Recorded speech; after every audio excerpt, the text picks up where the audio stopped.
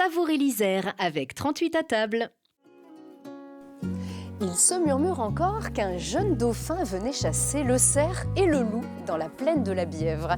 Il n'était pas encore roi, mais Louis XI avait déjà le bon goût des tables de la côte.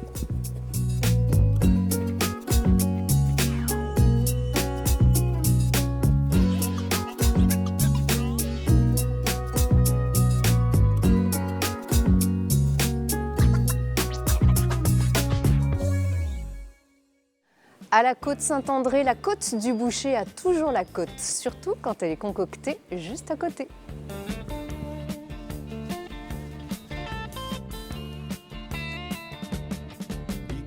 Je suis agriculteur à plein temps, je m'appelle Bouvet Nicolas. Je travaille sur la commune de Plan à côté de Saint-Étienne-de-Saint-Joire. Ghislain Bouvet, j'ai rejoint mon frère qui était déjà installé depuis 2005 sur une exploitation familiale. J'ai deux productions en fait, principales au niveau du métier, des bovins allaitants et de la production de noix biologiques.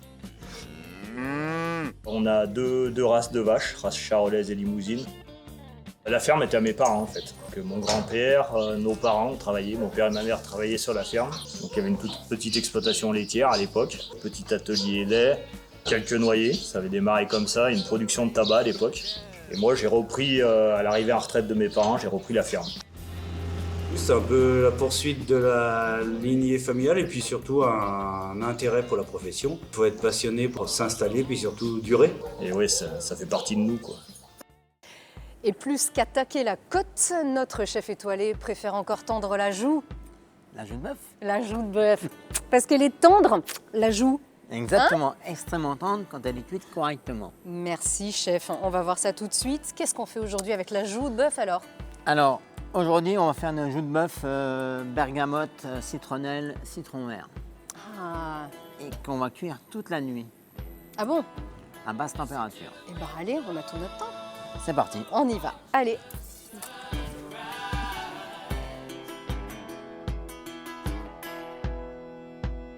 Alors, t'es prête? Alors, oui. Ok. Une jolie noix de joue de bœuf qui fait à peu près 750 grammes. Tu vois? Et il en faut deux Bah alors. là, c'est pour 6, on va en faire 2. D'accord. Des parures de bœuf. Tu demandes à ton boucher qui te donne les parures de bœuf, ça c'est très important. Ça va donner beaucoup de goût. D'accord. Les feuilles de bergamote, les bâtons de citronnelle, le citron vert et une garniture basique pour faire le fond de poêlage, on appelle ça. Carottes, échalotes, champignons, oignons, céleri branche et poireaux. Première étape, on va saisir la joue, tu vois. On les fait colorer sur les deux côtés. Après, on fait les chutes de bœuf et pendant ce temps, on va couper la garniture aromatique. Là, je taille ma garniture grossièrement. Et on va partir pour une cuisson à basse température. On va le cuire toute la nuit à 85-90 degrés dans le four. Voilà, Et je garde tout ça pour une soupe. exactement. On va surveiller la viande.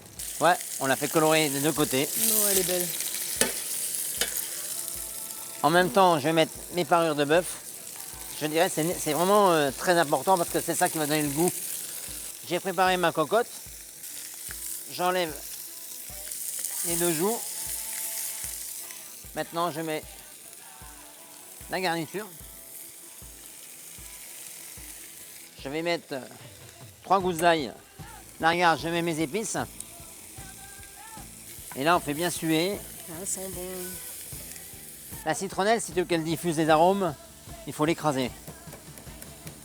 Là, je vais déglacer avec mon vin blanc.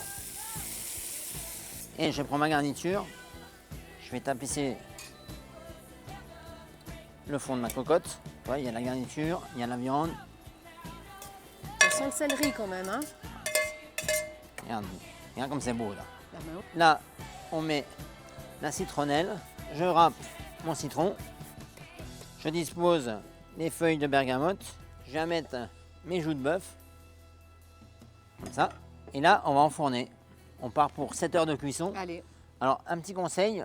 Dans mon four, toi, j'ai mis une assiette creuse, un plat à tagine au fond, avec de l'eau, pour créer une hydrométrie à 40-50% et ça va amener de l'humidité dans le four. D'accord. Alors, là, j'enfourne. Et on se dit bonne nuit. Et on peut aller se coucher tranquillement. Allez, à demain. À demain. Ah, ça y est, c'est prêt? Je crois qu'elle est parfaite. Ah, 7 heures plus tard, comment on se retrouve? Oh, en effet. t'as vu comme c'est magnifique, hein? Hmm. Alors, là, tu vois, on va retourner. Le jus, on va les goûter. Oui, Ici, j'ai une casserole. Je vais mettre du miel. J'en mets à peu près 50 grammes, une tasse à café. On va faire caraméliser ce miel et on va le déglacer avec du vinaigre de cidre. Là, tu retires la casserole et on verse un tout petit peu de vinaigre de cidre. On va mettre un tout petit peu de concentré de tomate pour lier ce jus. On va remettre aussi les bâtons de citronnelle. On va laisser cuire quelques minutes. Je mets un tout petit peu de sauce soja.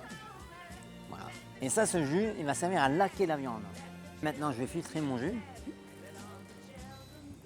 Regarde. Comment on n'est pas au pinceau, on y va Non, regarde bien, généreusement quand regarde. même. Tu mets beaucoup de jus au départ dedans. Tu mets le four à peu près à 220 degrés.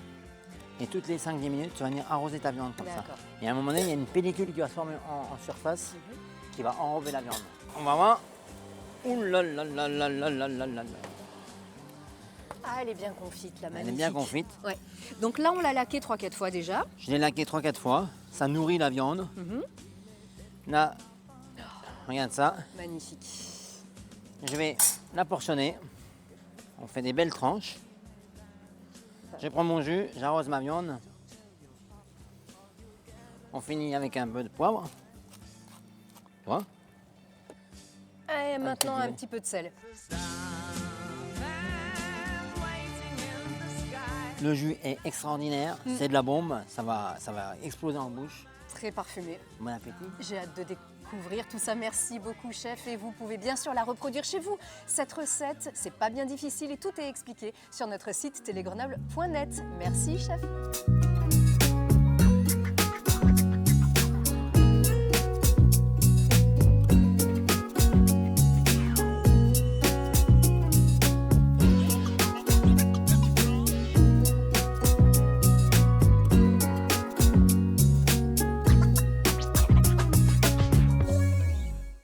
Vous avez savouré l'Isère avec 38 à table.